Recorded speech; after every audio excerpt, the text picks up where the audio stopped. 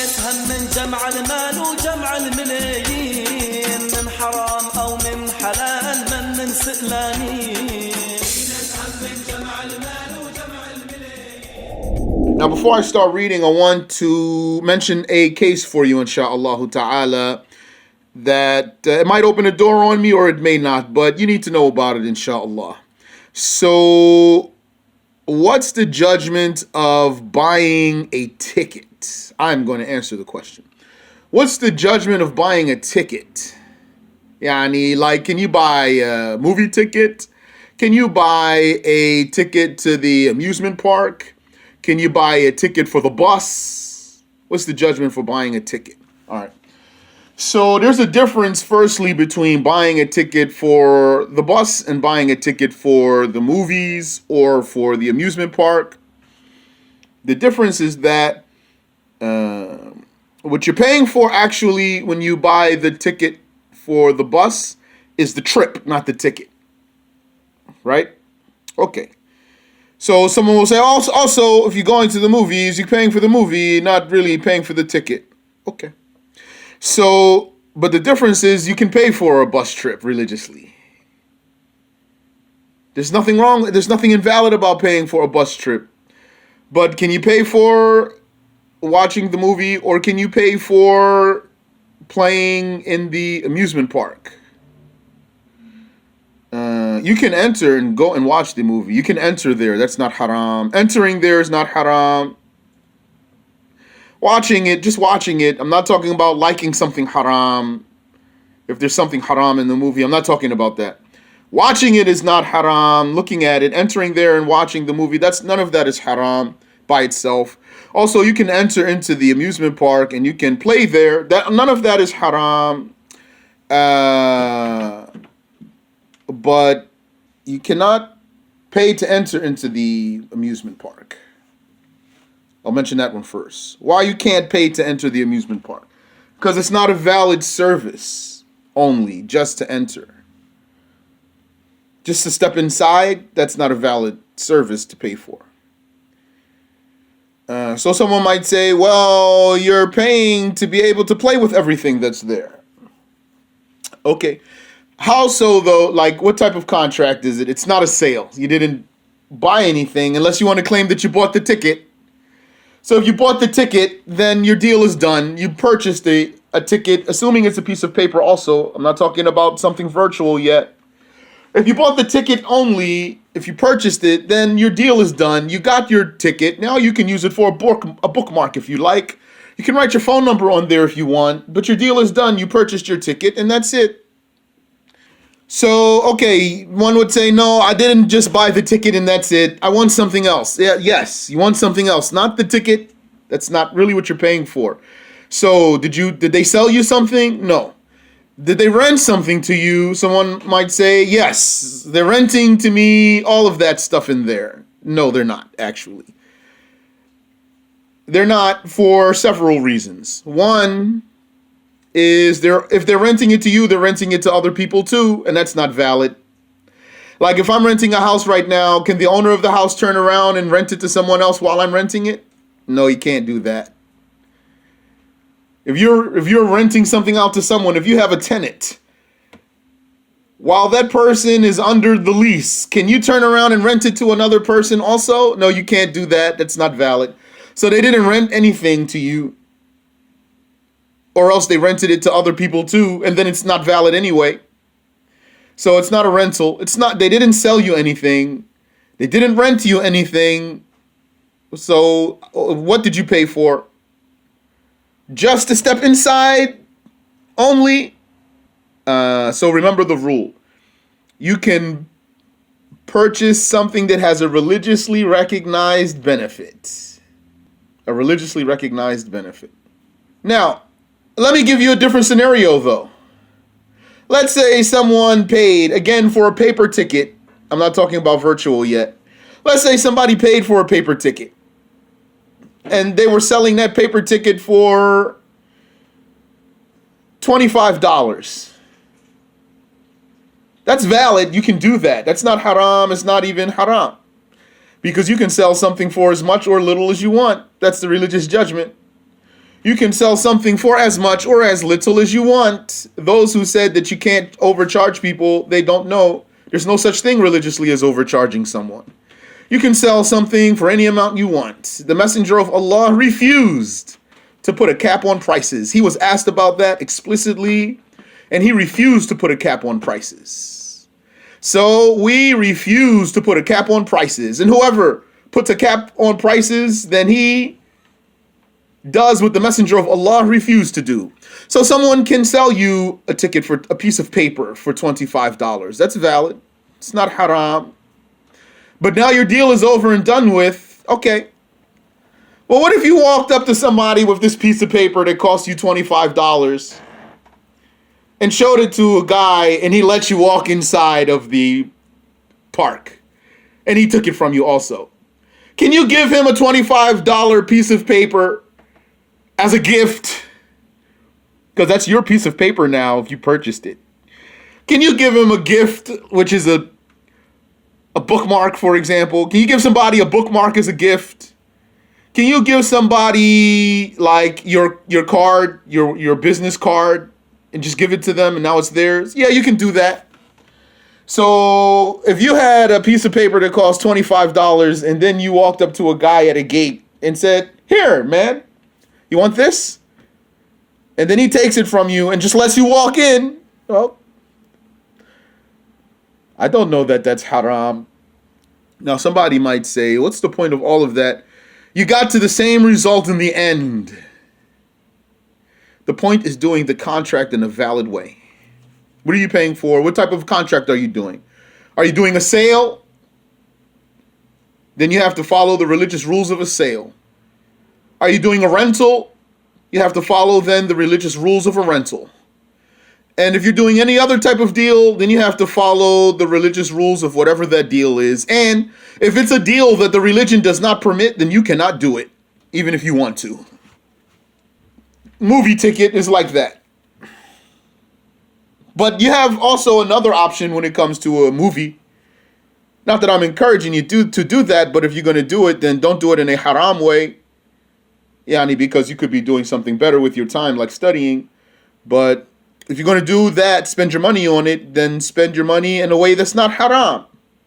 Like, if you can rent the seat. Renting the seat, that's valid. It's valid to rent a seat as long as all the conditions are fulfilled. So you're not actually paying to see the film. That's not what you're paying for. You're renting a chair to sit in for a time. That's valid. You can do that. That's not haram. So, if you go to a movie theater and you're able to, you might not be able to, depends on their setup. I've been to a movie theater where they literally show you a screen and say, which chair do you want? So what am I going to do? Me, personally, I'm going to say, I rent that chair from you for such and such duration, for such and such price. Or those two chairs, I rent those from you for such and such price, for such and such duration. That's valid. Now, somebody might say, what's the problem with just paying to watch a movie? What's the problem with just paying to go play in the amusement park? The problem is that you have to always be mindful to avoid bay'ul gharar, to avoid the risky sale, the risky deal. Naha Rasulullah sallallahu alayhi wa sallam an bay'il gharar. The Messenger of Allah sallallahu alayhi wa sallam forbade the risky deal. So someone might say, what's the risk? Let's say someone is standing on the sidewalk and then he puts up a partition. So you can't see what's behind the partition. That means barrier, like a wall. And there's a door there. And he says to you, pay me 25 cents and enter to see what enjoyments I have in store for you. That is absolutely gharar.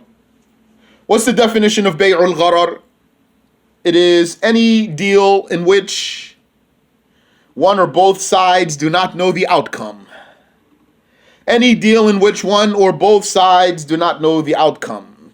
So if that person said, come inside and see what enjoyments I have for you, and then you went inside and there was no enjoyment there for you, and then you paid, can you come back out and you say, give me my money back, and say, sorry, buddy?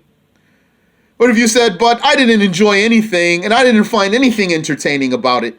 That's what I paid for. Didn't I pay for the entertainment? It was not achieved. Should I pay for a guy if I hire somebody to do a job and he doesn't do the job? Should I pay him or should I not pay him? Well, he didn't do the job. Why should you pay him? So this type of thing, you can't pay for that like that. What if you walked in there and there's somebody who's like a lady with a beard or something, and she has hair on her arms? That's what he has in surprise for you, and you paid money for that. So, do you understand the point, brothers and sisters? It's not a valid deal. He said, is that the same as a restaurant whose food may be horrible? It's not the same, because when they bring you the food, they brought it to you and they showed it to you. They said, this is what we're going to sell you, this one here. And you see it, and then you buy it. You buy it or you don't buy it. That's a valid.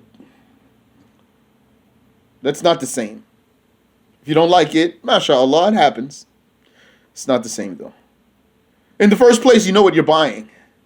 You might buy some clothing, and once you got it, you don't like it so much, but that's valid. You might buy a horse. You might find he doesn't have the energy that you thought he might have. But still, as long as it's not defective. As you know, if it's defective, then you can return it. Like if they brought you out a plate that's not what you ordered, then you can say, not this. I don't want that. They didn't cook it, for example. It's defective. Then you don't have to pay for it. You can break the sale. So this paying for the entertainment, don't pay for the entertainment. Pay for a service. Like if you have a streaming service, you pay for the service of the streaming. You don't pay for the movie. You're paying for the service. And that's actually, in that case, that's exactly what they're providing you, a service. But if you go to the movies, you're not buying from them anything. You're not renting from them anything. You're not doing any valid contract. That's the most important part there. Whether you like the movie or you didn't like the movie,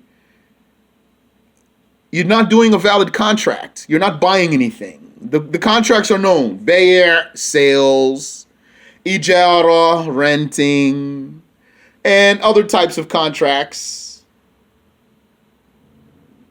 So which one did the person do? Same thing for going to the gym. Same thing.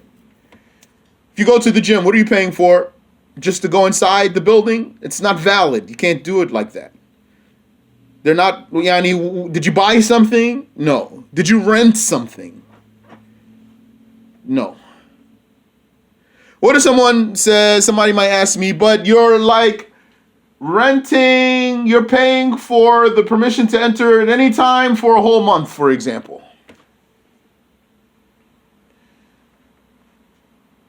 To enter, just to go inside and use all their stuff. And everybody else can use all their stuff too? Yes, everybody. So they're letting you use their stuff for free, and they're just making you pay to walk inside. You pay to walk inside, and you can use all the machines for free. That's the deal. Come and walk inside anytime you want. Yani, can I stay there? Can I go in there and do what I want to do? I wash my clothes in the shower room and all that? No. So you can't do it that way. Or I'll give you another example. Let's say you had a party or a get-together. You can't just charge people just to come inside your house only. So if you did just to come inside, so does that mean now they can go through your drawers and they can just pick up whatever's on your table and look at it and go into all the different rooms, go in your basement? No, doesn't mean that. So what are they paying for? So you can't do it like that. You have to find a way, do a sale, do a rental, like that. Do you have any question about that, brothers and sisters? And don't feel shy. Ask me what you want to ask me, inshallah. If something I said doesn't click for you or you think I missed something, ask me. Barakallahu feekum. Question, what sentence can you use an example when you go to a gym and pay for a month? Like, for example, I'll say very clearly, here's a gift for you of $100. Sam, his name tag's on his chest. Here's a gift of $100 for you, Sam. Sign me up for a month. And then see what happens. What if Sam took that $100 and put it in the register? That's his business. He did that. You said, can you say I rent your gym services for this money every month? Your gym services. The problem with that, Habibi, is that, but other people are also renting that. So they can't rent to you and rent to someone else at the same time. Aren't the services that you would like to pay for the same services somebody else is going to pay for? Yeah, so they can't rent to you and rent to someone else at the same time, the same thing. He says, so can I say I want to rent their weights for a certain time? You could. You could say, I want to rent this bench press over here. And those weights that go with that bench press, this bench press and those weights, I want to rent that. But that means it's yours now. Nobody else can use it without your permission. Nobody else can use it without your permission because you just rented it. It's yours now. Like if you rented a house, nobody can just come and sleep in there. Or if you rented a car. So, is that clear? So if it's not going down like that, it's not valid. You can't do it. You said, how about a zoo visit or sightseeing where you pay to park your car? You can park your car somewhere and pay for that. That's a service. If I have land, it's my land, and I say, get out of here. And then you say, well, hold on. How about if you let me park my car here in your land? Okay. And then we do a valid contract. Now that space, for example, nobody else can take that space. You can't rent something indefinitely. That's another reason why, like if you go to the amusement park, they're not renting anything to you for any particular time. You can stay there all day. You can leave as long. You can. It might even be, I don't know, maybe some places if you leave out, you can't come back. Who knows? You said sometimes there is a time limit to use a machine in the gym. So you can rent for that time. But if it's rental, if it's a true valid rental, that means it's your right and no one else is allowed to use it without your permission. Like no one can sleep in your rented house without your permission. You said, could you say, for example, I rent the right to enter your building inside the gym, and then nobody else can if you do, right? Now, somebody might say, what if I accept? You can't accept because that's not valid. What if someone said, I'm not convinced by that answer. I want to accept. So then it's not valid for the other party to rent it out, even if you accept. The other party can't rent it out to someone else because it's not valid. Yani, that's not valid. You can't do that. Religiously, it's just not valid. You rent a car to someone, it's theirs. You can't rent it to someone else. What you need to do is put the money into their possession without a purchase and without a rental. You have to put the money into their possession without a purchase and without a rental, and they let you come in. So it has to be ta'atli, in other words. Ta'atli means just mutual acceptance. Put the money in their possession, like to say, here, this is a gift for you. Let me come in. One thing that makes it hard for some brothers and sisters is that, well, they just want to do it anyway. So, mashallah, the gym is cool, don't get me wrong.